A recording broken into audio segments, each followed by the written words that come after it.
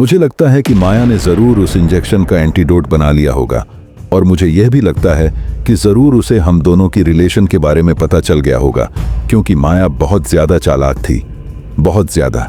तुम उसके बारे में नहीं जानती। मुझे पता है, वो एक मास्टरमाइंड थी। इतनी बड़ी कंपनी उसने ऐसे ही खड़ी नहीं की थी। वो जिंदा है, मेरा विश्वास करो। नहीं, ये सच नहीं है। ये कहते हुए आभा काफी जोर जोर से रोने लगी।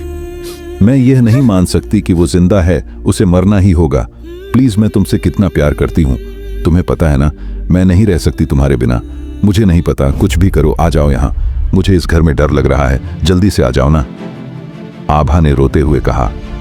आभा कंचन से बात ही कर रही थी कि उसे महसूस हुआ उसकी पीठ पर किसी का हाथ चल रहा है, लेकिन आभा की पीछे मुड़ने के जैसे हिम्मत ही नहीं हो रही थी। उसने हाथ में अभी भी फोन लिया हुआ था। फोन के दूसरे तरफ कंचन था। आभा ने एकदम से बोलना बंद कर दिया। हेलो आभा, हेलो। देखो, डरने की बात नहीं है, मेरे पास एक प्लान है। हम दोनों बहुत दूर चले जाएंगे ना। वहां पर मेरा एक अकाउंट है जिसमें कुछ पैसे हैं।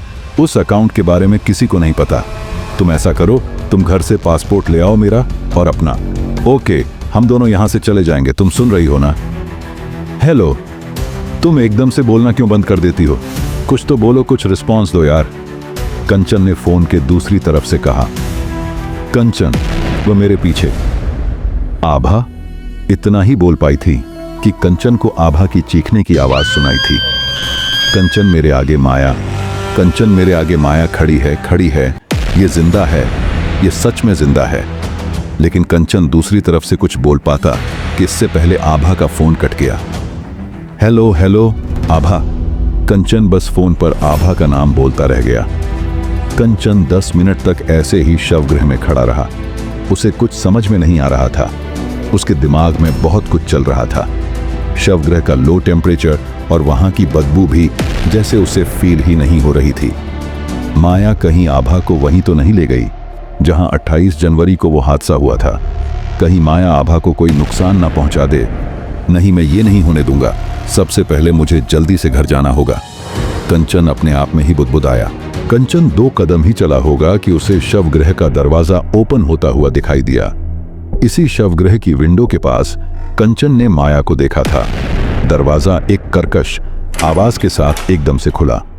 कंचन ने सामने की तरफ देखा तो वहां अक्षत खड़ा था, जो उसे खा जाने वाली नजरों से देख रहा था।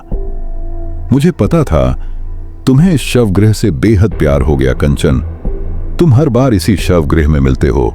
क्या कोई पिछले जन्म का रिश्ता है तुम्हारा इससे? अक्षत ने कंचन की तरफ आते हुए कहा।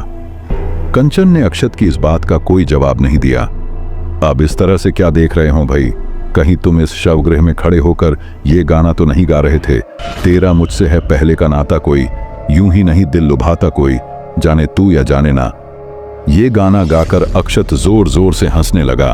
अक्षत का बेसुरा गाना, और वो भी शवगृह में, कंचन को और ज्यादा डरा रहा था। मुझे घर जाना है बस कुछ देर के लिए ऑफिसर। ये कहते हुए कंचन अक्षत के पास से निकलने लगा। बिल्कुल बिल्कुल, आपकी बीवी इंतजार कर रही होगी आपका। आपको घर जरूर भेजेंगे घर, पर आप पहले ये बता दे कि आपकी बीवी जो इंतजार कर रही है उसकी लाश किधर रखी है आपने? अक्षत ने कंचन का हाथ पकड़ते हुए कहा। मेरी बीवी को ढूंढना आपका काम है ऑफिसर, कंचन ने तेज आवाज में कहा। अच्छा, हम आपकी बीवी को सर्च करें, आप घर पर बैठकर आराम से चाय समोसे खाएंगे। क्या आपकी कोई रिस्पॉन्सिबिलिटी नहीं है? मेरा घर जाना बहुत जरूरी है ऑफिसर, मेरी बात को समझने की कोशिश कीजिए। और माया आप सबको गुमराह कर रही है, वो जिंदा। कंचन आगे अपनी बात को पूरा कर पाता कि अक्षत ने उसके मुंह पर बहुत जोर से थप्पड़ मार दिया। कंचन का हाथ उसकी गाल पर था। कंचन ने नजर उठाकर देखा तो अक्षत उसे ही बहुत गुस्से से घूर रहा था। बहुत सुन ली तेरी बकवास। तेरी बीवी की लाश गायब है और तुझे घर जाना है। तेरे लिए अरेस्ट वारंट है मेरे पास।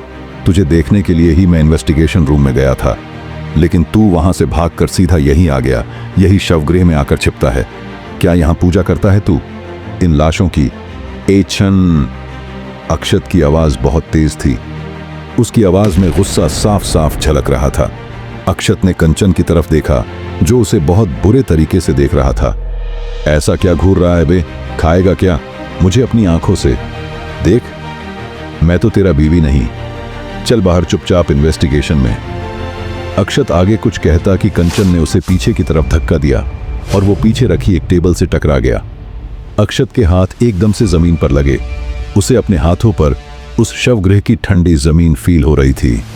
अक्षत जैसे ही उठने लगा तो कंचन ने वो टेबल जिस पर एक लाश रखी हुई थी वो अक्षत की तरफ सरका दी। वो लाश अक्षत के ऊपर गिर गई और टेबल का एक सिरा अक्षत की एक टांग पर गिरा हुआ था। अक्षत ने एक नज़र कंचन की तरफ देखा जो बाहर की तरफ भाग रहा था। अक्षत ने उस लाश को जल्दी से एक साइड किया और चैन की सांस ली। उस लाश से फॉर्मल्डिहाइड की स्मेल आ रही थी। अक्षत उस टेबल को अपनी टांग से उठाते हुए बोला, भाग कहाँ रहा है बे? छोड़ूंगा नहीं तुझे। आ रहा हूं तेरे पीछे ही मैं देखता हूं कहाँ छिपता है तू जाकर। अक्षत ने अपनी टांग को एक हाथ से सहलाया और जल्दी से गेट की तरफ पहुंचा, लेकिन वो गेट अक्षत से खुल ही नहीं रहा था। क्या वो मुझे यहां बंद कर गया है? अरे मुझे कोई शौक नहीं है यहां रात बिताने का। दरवाजा तो खोल बे। अक्षत ने उस दरवाजे पर हाथ मारते हुए कहा। अक्षत ने जल्दी से अपना फोन निकाला और अपने जूनियर साहिल को फोन कर दिया। क्या सच में कंचन ने अक्षत को शवगृह में फंसा दिया है? आभा के पीछे जो साया था, क्या वो माया ही थी?